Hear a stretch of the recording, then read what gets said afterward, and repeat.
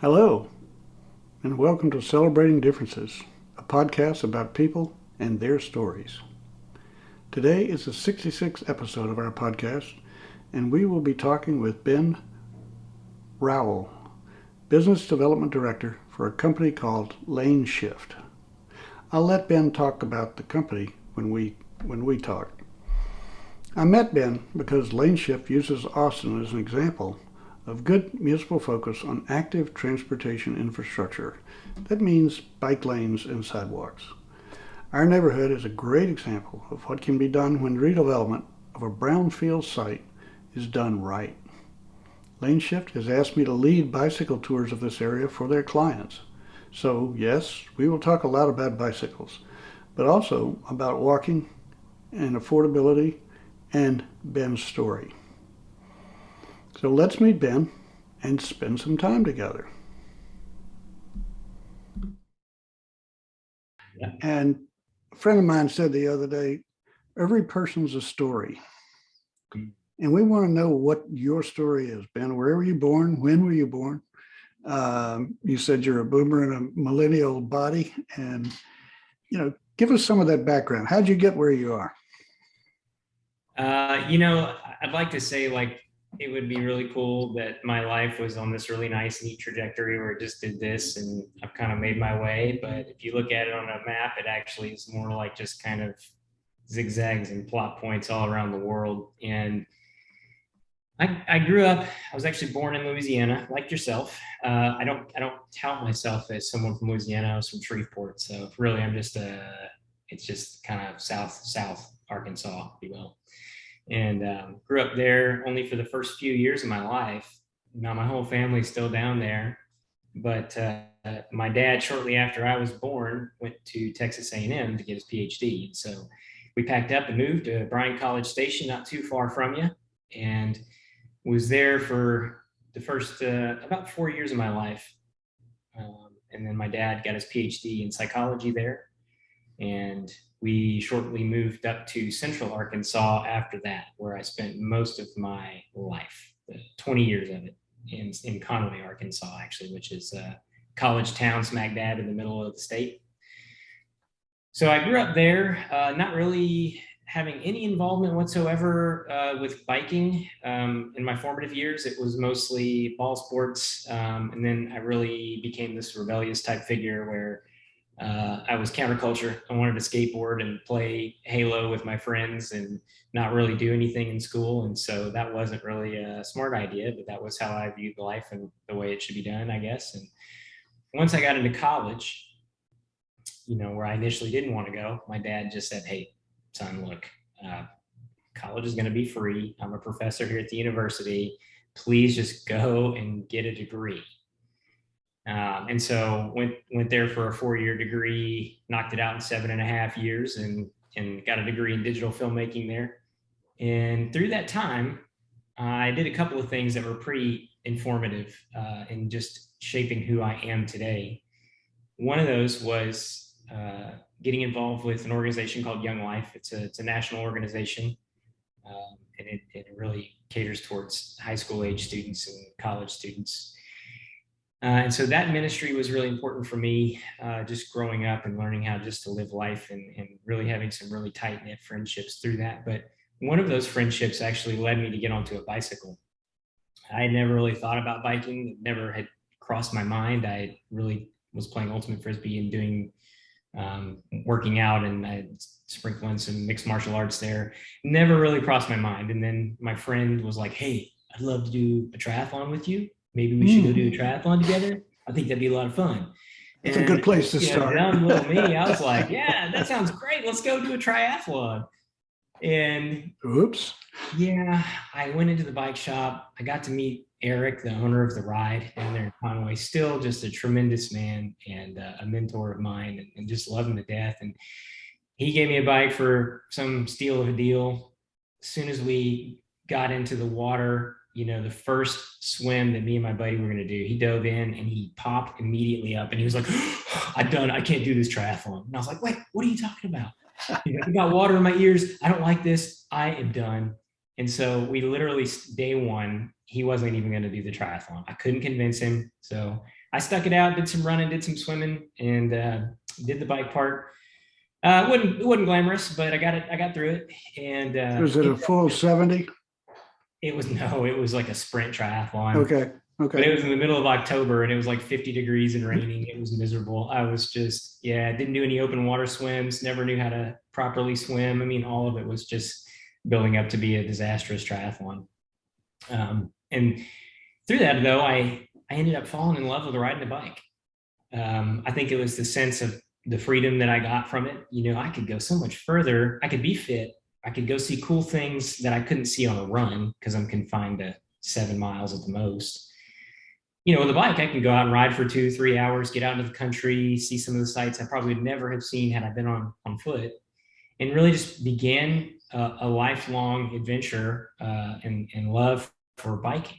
And out of that actually came an opportunity a year later to jump on board the team at the ride. And so I actually started riding a bike, then jumped on board with Eric and his team at the ride, started working there through college. And then just that love for biking just grew and grew. And the outflow of that was opportunities to get more people involved, do a little bit of volunteer work down there. There was a little side project nonprofit there that people were just getting donated bikes and putting these Frankenstein bikes together to donate to people who needed them. We have a similar program here in Northwest Arkansas that's much more formalized and organized called Pedal It Forward. So it looked similar to that. And then just continued that just continued to follow me everywhere I went, and always had a love for biking. And then fast forward to 2013, I moved up here. I met my now wife, Hallie. She was going to school up here. We were dating long distance, and I ended up moving up here knowing that she was going to have to continue school to get her master's. And I was pretty flexible. I was working at a sign shop at the time and moved up here looking for work and found it pretty quick. And so that kind of moved into me coming up here right about the same time that all these things began to come online here in Northwest Arkansas. We had a year before was the Crystal Bridges Museum of American Art going online. Then you had the Razorback Regional Greenway that came online just months after I got there. And then you had the Slaughter Pen Trails that started building into the Back 40 mountain bike trail system, and now what is known as one of the largest mountain bike networks and greatest mountain bike networks in the world. And so it just happened to be at the perfect time that I moved to Northwest Arkansas and started feeling like this is what I want to be a part of forever. This is the bike industry, active transportation, these things that I love doing. I want to just be a part of the community in any capacity that I can, to find myself integrated into this, what's going on here. Because it's not happening anywhere else in the world like it is here. It's like you take all the bike and active transportation related careers and organizations and just literally put them in a centrifuge and speed up the timeline, and it all got dumped out all at once. And it was just this remarkable experience to see all of this happening.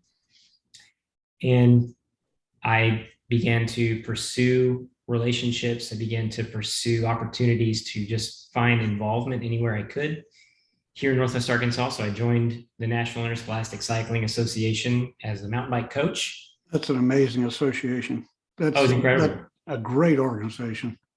And to see the growth that we have now, I remember when it started, I was a coach, right? You know, the very beginning when we had 250 students. We have over, I think it's close to 700 this year that we already have. So, you know, in 5 or 6 Now, that's years. in what area? That's the whole state. Okay. A vast majority of them are here in Northwest Arkansas, though. Now, then I got asked. Do you work towards children with disadvantages? Do you help them out? Yeah, so there are programs that we have. So the Walton Family Foundation is a huge benefactor up here. They work with schools to do grant writing and get opportunities to get kids on bikes through the school systems. They have an arm called the Trailblazers. The Trailblazers are a nonprofit organization who have some people that are solely focused on moving into these schools and being able to provide one, education, and then two, bikes bike fleets for people to kids and students to get involved in biking. And so that's one component of that. There are also some national grants out there. Ride for Focus Specialized has some grants out there that schools have been able to acquire to bring in fleets of bikes. And so, yeah, at any point, kids have opportunities to ride the trail systems here in Northwest Arkansas. That's great. And a lot of these schools are within pedaling distance of mountain bike trails. And so I'd love to get a map that we could show when we finally do get this posted. I'd love to have a map of where the trails are and all that kind of stuff. I'm sure there's one online. Give me a direction to be thinking in. Yeah, so the trail system, the brand is called Oz Trails. You can go to oztrails.org and just look on a map and be able to find any trail system that you'd want to see and all the trails. And it's updated pretty regularly. And they actually, a gentleman that was on our tour to Miller with us this last time, Preston, he's in charge of updating, just continually updating the amount of trails being done in the area. So that should be very updated and really easily accessible. And so I did that, and what was funny was I felt like I could do more, so I joined the NICA Arkansas core race staff. And so every weekend there was a race, I was there. And they had an announcer. They had this, guy. He didn't really love that. I don't think he wanted to be under, on a microphone to talk. And one day I was just talking with the director, Kyla, and she came up to me and she goes, I'd really like to see if you would be willing to talk into a microphone for these races. And I was like, sure, yeah, I guess we could do it. And as time went on, found out that I really loved being a race announcer. Probably just liked my voice too much or something, and felt like maybe I could be just annoying enough to keep everybody's attention. And so for the last 5 years, this will be my 6th year as the race announcer for the state of Arkansas for the NICA races. And that has just been so much fun. It's been such a cool platform. And, you have kids coming up talking to you and asking you how you're doing. And you get to interview kids in the crowd and see these kids just calling their names out all the time. And, with 600 kids, the expectation that we have is that every kid hears their name. In a normal race, you're not going to hear your name every single lap. Yeah. And so we have the way that we announce races, I think, goes above and beyond anything that you would see across the states. And so it's really fun for me. We get to cheer these kids on, and we get to be excited for them, and they get to hear their name called maybe for the first time, maybe the only time anybody's ever gotten excited for them. And it just means so much to them. And so it's such a fun and rewarding way to give back. And I've been loving it ever since. It's all about the bicycle. Yeah. About the bicycle. Yeah. So that has gone on for a while. And in 2000 and it would have been 18, the company I was the manager of, I eventually, it was time for them to move on. They wanted to raise grandkids and sell the business and be done with the sign shop that I was managing. And so I was like, well, what a perfect opportunity to be able to find a way in. And so I began to network and look at who's available, who's in the bike industry. And I thought I knew all the players. I thought I knew everybody, just through NICA and just everybody. And I'm talking to my friend, and he goes, hey, have you ever heard of a guy named Ryan? And I was like, no, I don't think I do. He's like, well, he's pretty big in the active transportation world. You definitely ought to call him. So I know this is coming. I call in like November, and I'm like, hey, I left a voicemail. I'm Ben. I'm really interested and genuinely want to hear back from you about doing some work in the active transportation world, in the bike world. I hear you're the guy to talk to. Call me back. And I sit on that for, I think it was 4 months before he called me back.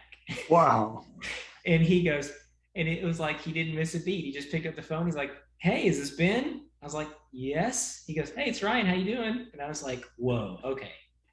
Didn't expect it. Didn't know it was coming. And he said, hey, I'd love to talk to you and hear what you're interested in and what you're doing.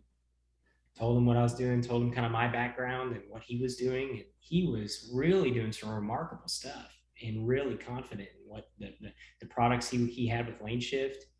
And it was just inspiring. I think, for me to be able to find somebody that passionate about it. And it was perfect timing. They had finally closed on the business on April 1st, and I started work pretty much the same day with Lane Shift. And so I was able to just do a seamless transition, and I jumped right on board with Lane Shift 3 years ago, almost to the day. So it's been really, really an amazing ride. And as you know, we do a lot of great educational stuff where we're taking people cross country to explore different communities who have been doing active transportation and doing it well for a long time. And we get an opportunity to just be the people that help, I guess, shepherd along that process and be able to let people be inspired by what they see and experience as a benchmark that is Austin. So And so what? that's kind of what led us to this conversation currently. It did, and it's my question is, okay, how what's the geographic range of lane shift? Are they nationwide? Are they worldwide? Are they Northwest Arkansas? What's the focus of lane shift? And by the way, I love the logo. It's That one right there. yeah, that one right there. We need to get you one. We're gonna get you one. That's We'll give I it to will you wear for free. that. I'll wear that. Yeah, we'll sell it to everybody else. We'll give you one for free. For us, the focus area keeps expanding. Where traditionally we have in the last year been, I'd say at the beginning of my time here, we were focused on Northwest Arkansas and building relationships and bringing business here. And then time has grown, as our company has grown, time has gone on, and we have really expanded our reach a lot. And so we're in Northwest Arkansas, we're in Central Arkansas, we're also in Tulsa, so we're in Eastern Oklahoma, we're in Southwest Missouri now, and then we have relationships in Austin. So this just keeps beginning to build on itself as we scale and grow, and as we're gaining more traction with our team and our company. And it is really cool to see. And who knows where we're going to be in a year from now. We may be in the States, we may be in the larger Southeast region, but I'm hopeful and excited, and I know we're going to really grow. And your title is Director of Operations. What does that mean, Ben? You just do everything nobody else wants to do. Well, my title is Business Development Director. And okay. And that, for a long time it was just Ryan and I in the office. And so it was wearing a lot of hats, and it figure out how to get it done. And that's really, for me, very exciting. And I love that aspect of just like, we gotta do these things, and we gotta figure out how to do it. And we've been able to bring on Marina, who you met, and she's now our project manager, and I've been moving over to business development. And so that has been also a really, really great tool for us, just in terms of getting our name out there, and getting more people out in front of them, letting them know what we're doing, letting them know we can help. We can provide a lot of these tools that cities need in terms of using and utilizing active transportation, not just as a way to increase the quality of life for people there in their cities, but it could be an economic lever that you can utilize and pull, and be able to just have access to extended capital in your city, in your community.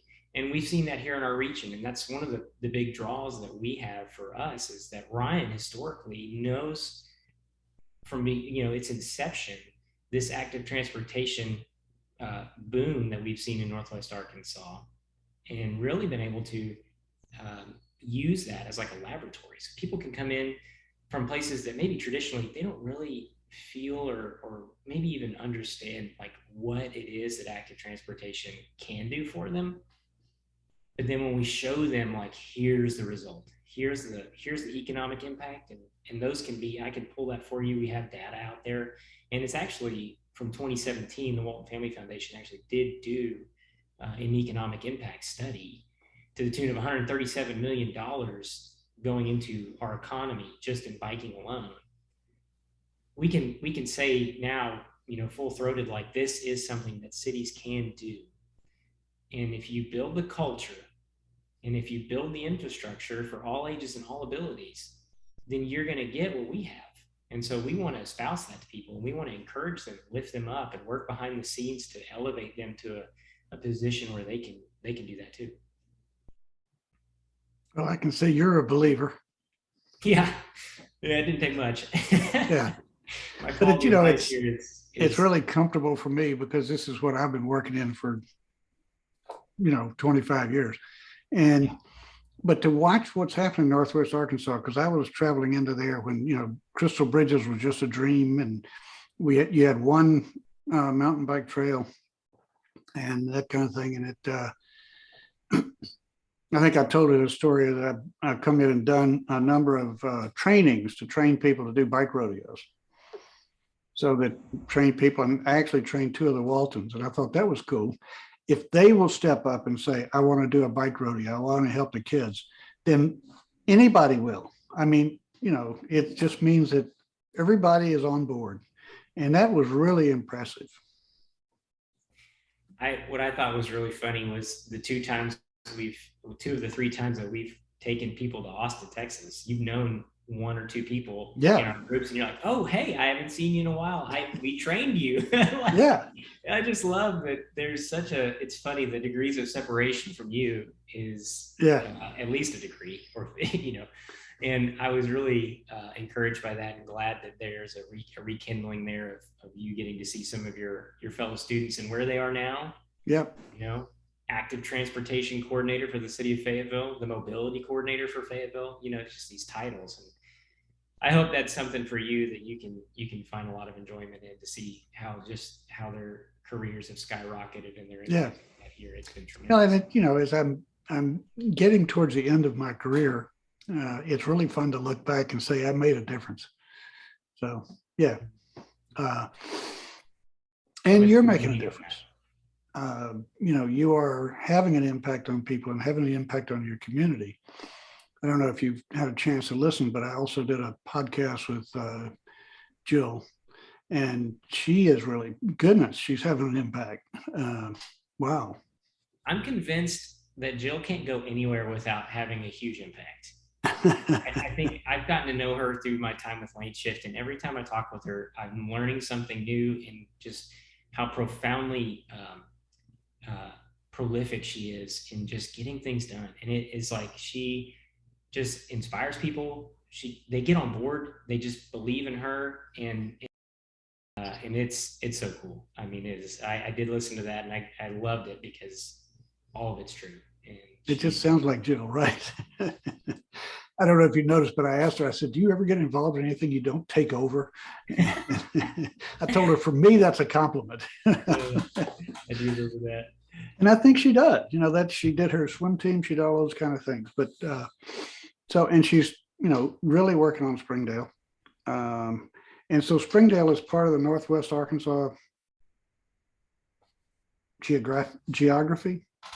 Yeah, more or less kind of shares the middle part. And Okay. what I love about Springdale, there's a lot of things I just love. One is they're scrappy. Um, from a demographic standpoint, they have a very. She talked about that. Huge Marshallese population, also huge Latino population, and it's just a very diverse culture. And even more interesting is, at one point their downtown, prior to the Greenway coming in, was not seeing a lot of lift. Then, when the Greenway was routed through the heart of the downtown, the economic vitality of the downtown exploded. And Jill was a big part of that too. And Jill currently is just being able to program that space and get such incredible just help and resources to make Springdale, in my opinion, one of the more exciting downtowns that we have. She's and some of it's bike related, not all of it. But what I love is that because it runs through the heart of the downtown, even if it's not a bike specific program or event, you're pulling people off of the Greenway, and they're stopping in and going, "Oh, hey, there's live music here." "Oh, hey, wow, what is this going on? Let's go see what this thing's all about."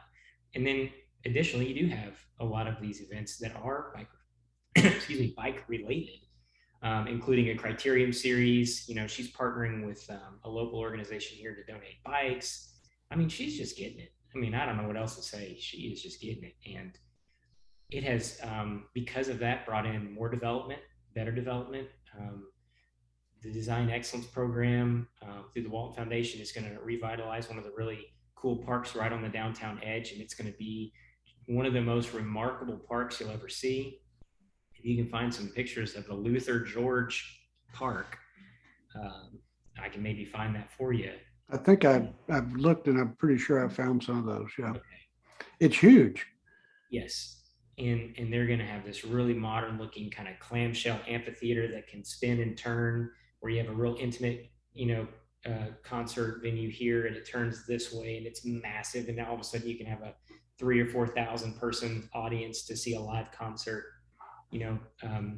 Other investors and developers are coming in and building mixed use. The density is going way up, and people are realizing that these small mom and pop stores, these shop owners, these retail spaces, these people that are food and bev, they're starting to realize that if they don't really move into the space of being open and available for bikers and people coming off the greenway, they're missing a lot of business. Mm-hmm. Now you've got bike racks everywhere. You've got signs that say bikes welcome. You've got built out environment stuff that wasn't traditionally there.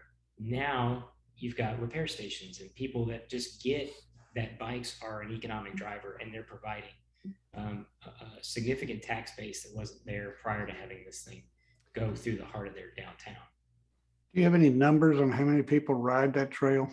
Because that trail goes from Bentonville to Fayetteville. Yeah, and actually into Bella Vista now. So Okay. It's almost to Missouri at this point. There are trail counters at Bentonville at Compton Gardens, and there's a trail counter in Rogers. I'm sure there are others, and I don't know off the top of my head, but I know they're keeping track of them. Yeah, I know there's a count. And yeah, I think I rode that before the trail was there. Yeah. There were parts of it were there, I think, but not all of it. It's amazing. It really is. And actually, this last weekend was the biannual Square to Square ride.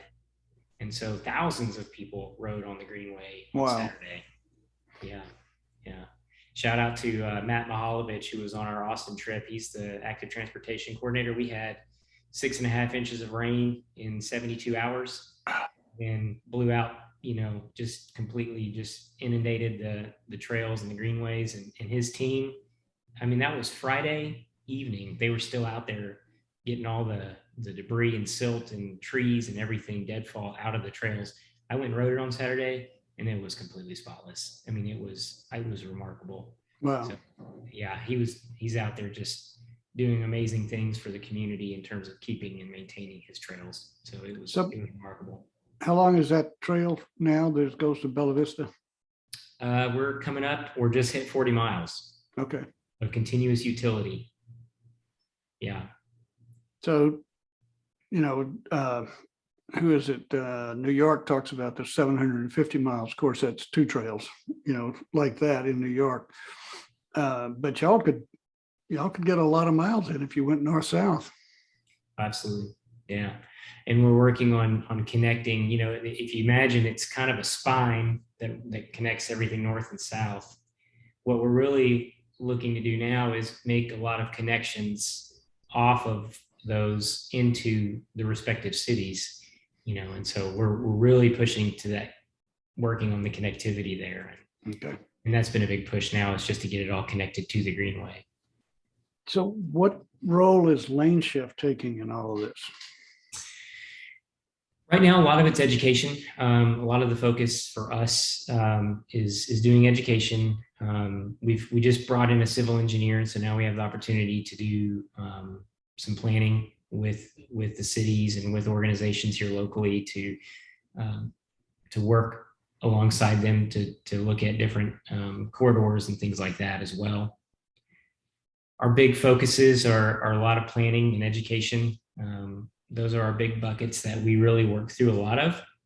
And then we have design services as well. And those are things that are our bread and butter, I would say. And so a lot of what you saw in Austin, or what you know about us in Austin, bringing people in, helping them explore and experience that, we do that as well up here for developers and other organizations, architects. We've done these benchmarking tours here, so that when the time comes and these greenways and these environments are getting built out, they have basically a way, like a learning to be able to implement this stuff on the ground.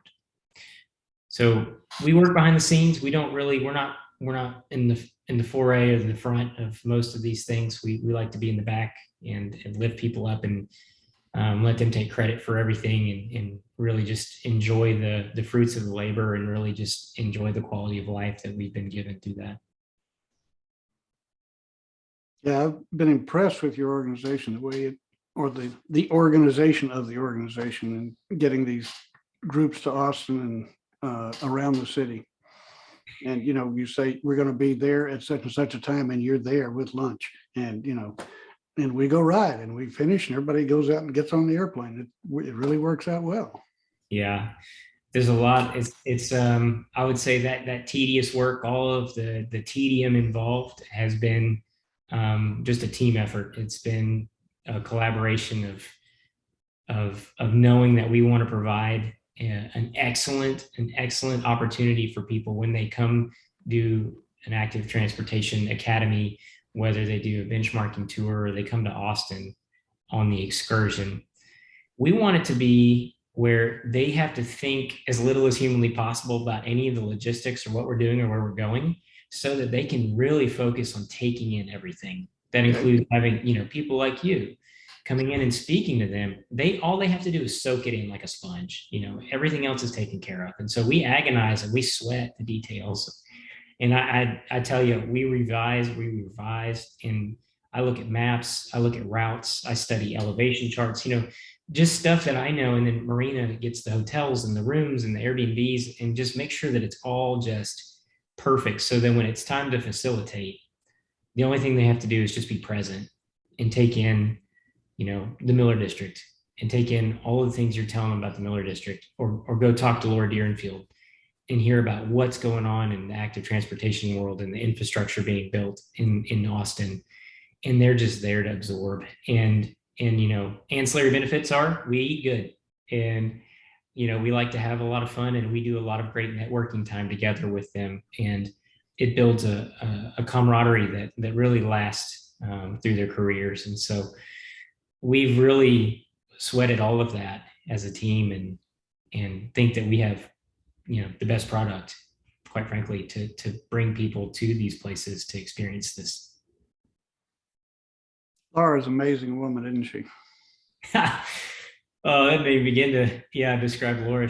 Oh my gosh, the stuff she is doing and at the rate. I mean, we were just so impressed. I'm so blown away by her and the team and how she gets things done. And every time we go, it's just like, oh, this is incredible. I'm so glad. She doesn't have an engineering background, but she works with the engineers and gets a lot out of her engineers, and just gets stuff done in Austin that I never believed would ever happen. Yeah, she does.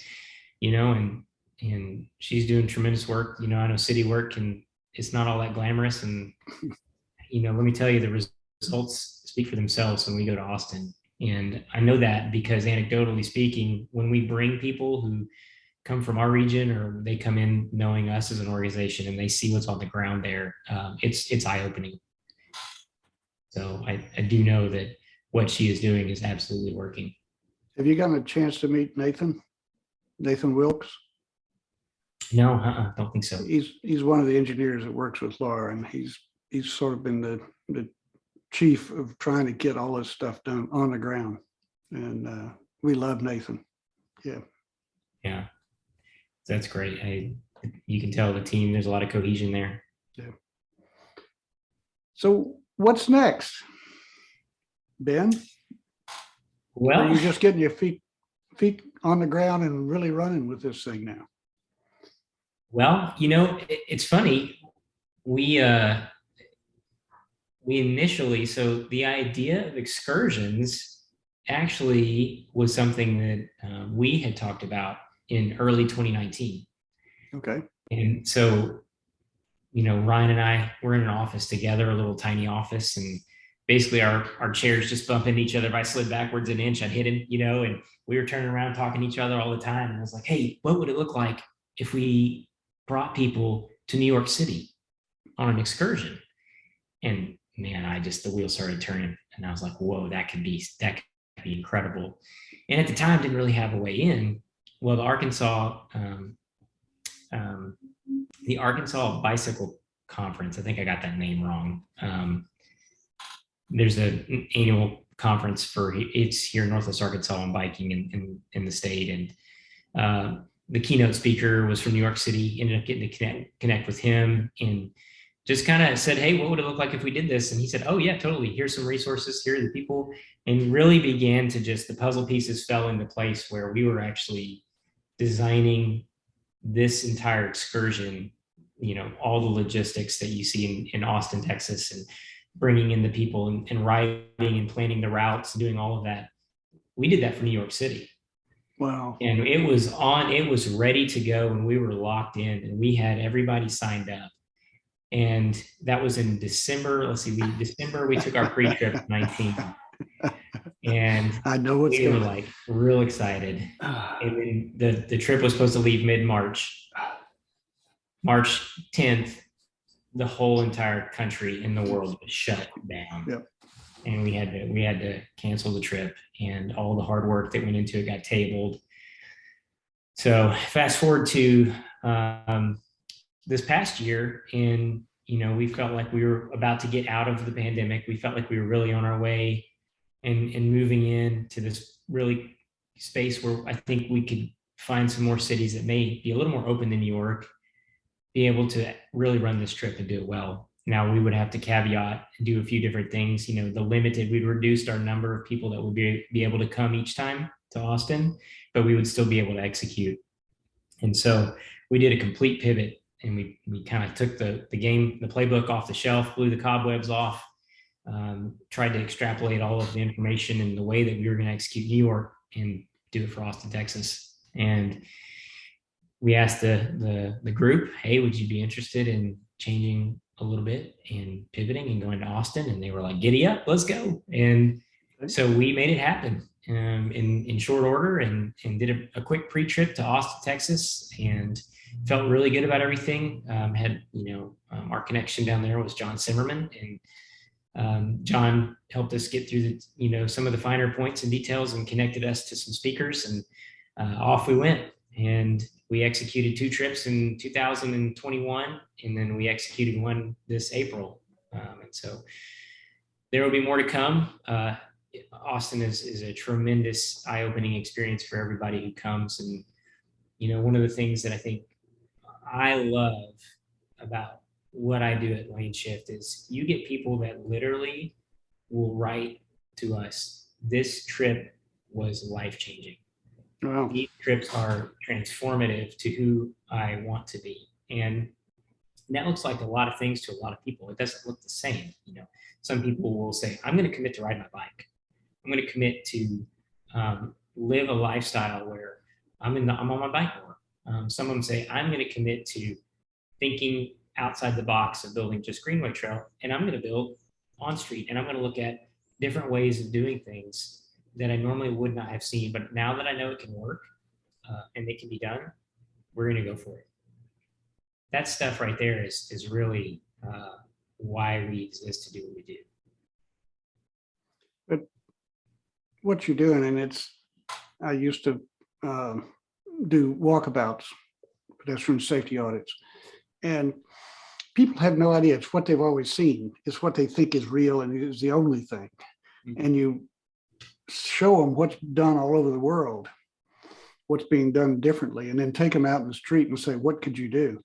And it's amazing to watch that happen. And that's what you're doing. You're saying, hey, it's not like it's this way. It doesn't have to be this way. There are other people doing it. It's out there. It's on the ground, and it's working.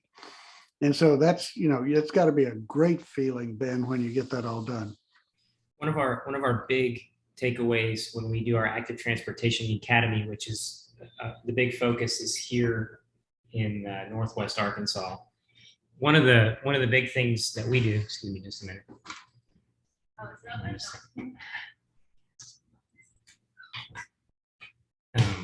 One of the big things that we focus on, I would say, is we want people to understand that you can't just build infrastructure. Okay. You can build infrastructure all day long, but if you haven't created the demand or built in the culture, nobody's going to ride it. And then on the inverse of that would be, if you just build a bike culture and they have nowhere to ride, nobody's going to ride because they have nowhere to ride. So what we do is we find a healthy blend of building out our programming around this idea of a combination of infrastructure and culture. And when we talk about culture, a big component of that is the empathy piece. Because it's not oftentimes people are having to ride. It's not because they are choosing to, they're not electing to ride because they want to, but if it's their only method of transportation, then what we ought to do is think about how do we provide dignity for those people in their strife or whatever it is that they're going through that is allowing or causing them to actually need to have bikes as reliable forms of transportation and not just a recreational tool. And so we spend a lot of time diving into hard conversations with some of our stakeholders, and it is all at the same time sobering, but very encouraging, and I would say probably one of the more profound takeaways that we have in our programs. And so I don't want us to ever miss this idea that we just build infrastructure. That doesn't work anywhere. You know, sometimes if there's a place like Portland where there's pent up demand, yeah, you can build infrastructure and people will ride it. But in the South where there's sprawl and we've got, suburban places pretty much everywhere and it's very car centric, we've got to really help people understand that there is a population out there that needs this, and it's vital for their survival. Mm-hmm. It can be the difference between missing court and losing your kids to the court system up to not being able to get to work and being fired. I mean, it's dangerously close, and it's a pendulous thread that we walk when we talk about this as something that is critical infrastructure. And it's important that people know that culture is tied in intrinsically to that. I had a great experience in a sprawl city near Dallas. I was talking with the city council and the mayor says nobody rides. And I said, tomorrow morning, 6:00, I want to have coffee with you at this coffee shop on this corner over here. And he says, are you kidding me? I said, no. He says, I want you to see something. So we're sitting there having coffee, and I said, you said nobody rides. He said, yeah. I said, look over there. And there's a bike locked to the front rail of City Hall. And he says, yeah, so what? One of the cleaning staff comes out with bags, hooks the bags on the bike, gets on the bike and rides off. I said, it's the people who are cleaning your building, Mayor. They ride bikes because they have to. They have no choice. That's the only way they can get to work. You've got to make it so they can do that. And that was in Plano, Texas. And, Plano was built after the war, and it's totally car oriented. But some people have to get to work by bike. And it's the people who keep this world running who are doing that. Couldn't agree more. Yep. Couldn't agree more with you. We want to make sure that they have a voice, and we want to make sure that they're heard. This is something I think I've learned a long time ago and one of the more profound things I learned through Young Life, and it's one of their mantras, is earn the right to be heard. And so for me to engage with these high school students, they didn't trust me. They didn't know what I was about, and so if I were to befriend these guys or girls or whoever it was, if I were to befriend these high schoolers and be a part of their lives and be able to mentor and shepherd and guide them, it really looked like I had to earn that. And and they weren't trusting of me until they knew and got to know who I was and got to see the character and really know that like I'm a safe individual. I do want what's best for them. And I want you to trust me when I tell you that I want to hear your thoughts and opinions about life. Now that same thing, when you look at it from this lens of active transportation, we as people in the transportation industry need to earn the right to be heard. And I think we need to also understand that that works as a two-way street. And so there are people that live in communities and traditionally things have just been done to them. And so they throw their hands up in the air and say, well, it's just going to get done to us. There's nothing we can do to stop it. What we want to do is give them a voice. We want to be able to tell them we care about you and we want this to be done by, with, and through you and not to you. So we want your input and we value your input, and you need to trust us when we tell you that. Like, we really want what's best for you because you know the community better than anybody else. And so what is it that would work here for y'all? Okay, why wouldn't you put this there? Oh, you don't think this is a good spot for this these bike racks? Okay, where would be a safer spot? Okay, well, I get it. That's under a street light. That would be a safer place. Good idea. You have to really find the nuance and find these community leaders, and they're the ones that you're going to get a lot of empathy from, and you're going to really begin to understand just really what they're going through. And you may never fully comprehend, and it's a safe bet to say that you don't understand what they're going through, but you can at least help them.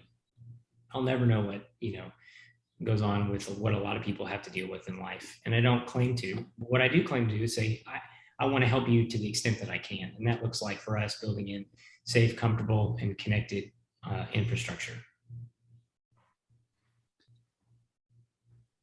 So tell me about Ryan. Why did he start this? I know something about his background, and when you said you were in a small office with him, that must have been interesting, because one of the numbers I saw on Ryan is when he was playing football in the NFL, he was like 6'1", 300 pounds. Yeah, 6'5", 300 pounds. It was getting through. It was. It's always a trip, when you talk about. We love to make the distinction of someone that's a person on a bike versus a cyclist. Right. I love saying person on a bike. And Ryan jokes, like he's a person on a bike. You won't ever see him in spandex. Yeah. Ben over here, on the other hand, is a cyclist, small little guy, rides bike fast. This is a cyclist. I'm a bike rider, person on a bike. Okay. So that's a funny thing about him, but I can appreciate it a lot because his lens is first and foremost active transportation. Is transportation focused, and then recreation second. And his history really started at the Walton Family Foundation. And so he was one of the program officers for the home region, where he was really supporting the implementation and installation of the Razorback Regional Greenway and all of the soft surface trails that ultimately became the Oz Trails mountain biking network. Wow. So like back 4B, Mount Kessler was brought online. Back of Napkin was Centennial Park at that point in his career. And so for 5.5, 6 years, Ryan was focused on doing education in the Delta, and then additionally doing the project management and work for the implementation of all of the active transportation networks and the recreational soft surface trails that make Northwest Arkansas what it is today. Really, that's where he cut his teeth on all of this. And part of that was that he had an opportunity to partner with People for Bikes and lead a delegation to Copenhagen. Great. And he'll tell you that is really what set him on the trajectory of where he is today. He would say that was the precedent. That was the one trip that ultimately changed the way I view the world and gave me this desire to kick off Lane Shift. So that was ultimately when he began to lay the groundwork and the foundation for Lane Shift, and thinking like, this is something I can do, and I can do it, as good or better, and execute this and have the knowledge to do education, have the knowledge to do all of the infrastructure work, And so he set out on his own to start. It's been almost 5.5 years since Lane Okay. Shift started. So since then, he's been doing exactly that. And I came on board 3 years ago. So, and then we've brought on since then. Well, since the last, I say 8 or 9 months, we've got in Marina, who you've met, our project manager. We've got a marketing coordinator, and then we've also got a civil engineer. And so we've had the opportunity to really use that as a launch pad to grow and be able to move into more design work and more planning, these things, and doing bike and ped planning and Great. strategic planning for organizations. That's where we are now. It's morphed and evolved, and it's really gotten better. Yeah. Yeah. Yeah, absolutely. So I will put links to wherever you want me to in the show notes. Sure. Soon Lane Shift, the website. Sure. Yeah. Definitely the economic impact study from the Walton Family Foundation for biking that was done in 2017. That's a good one. I would highly recommend looking up the Oz Trails Mountain Biking Network. I want to do that one for sure. And then it'd be good to look up the Trailblazers here in Northwest Arkansas, the local advocacy organization, and especially if you want to dive deeper into how they're providing education for school age kids and how they're doing grants and writing grants for kids to have bicycles. And Anya Bruin is a tremendous asset to our community. Anya has just been crushing it over there in the education sector. And so I highly recommend you talk to her. That's one person you probably need to get on this podcast. What I'm thinking is that it would be worth throwing my equipment in the back of the car and driving to Northwest Arkansas and doing a series of discussions, interviews, whatever, through the area, and then be able to get video, get actual footage of the stuff. And you've got a degree in film, right? I do have a degree in filmmaking. Yes, I'd be happy to give you the opportunities. Just fun. I've learned a lot in the last 3 years or so that I've been playing with all this stuff, and it's I'm an engineer. It's fun to play with. It gives me a lot of pleasure to figure out how to do things. So yeah, but it's anyway, this is just amazing, Ben, to talk to the people that are doing stuff on the ground, making the world better for all of us. It's not just better for the elite. It's not just better for the privileged. It's better for all of us. That anytime it's safe and comfortable and good, easy to ride, it's safer for everybody. It's safer for drivers. It's safer for walkers. It's safer for the kids in strollers. It's safer for the person in a wheelchair. And it's a lot more pleasant. And so, how can we go wrong making the world more pleasant for everybody? Can't. You just can't. Yeah. So congratulations, Ben. Really appreciate what you're doing for the world. Well, it's, honestly, it's where I feel I can add the most value, and it's an honor to be a part of it, and really to be a part of Lane Shift, and to be able to give back in this way, just like you're saying, to make this world a better place, and to give people who don't have a voice, to create empathy, to be able to nurture future students and kids to be lifelong active transportation users, and really understand the community at large and how the role that they play in being able to build up culture, to give them space to do that. It's just remarkable. It's hard to know. I don't think I could have envisioned being here even 7-8 years ago, I'd say, in this place and time, and being able to work in this capacity to do this stuff. So it's quite amazing. Is Young Life still in existence? It is. Yeah. Okay. I'll put a link to that as well. Sure. Yeah, absolutely. Great. Absolutely. They were so informative, and just and for my life and my formation and the friendships that I have even to this day, it's been a tremendous blessing to be a part of that as well. Okay. Ben, I appreciate it. It's been a lot of fun, and I'll let you know when this goes up. Yeah. Hey, let me know when you're up here. We're going to get a beer and we're going to ride bikes and At interview. least, yeah. All right. Take care. Likewise. Okay, that's a wrap with Ben.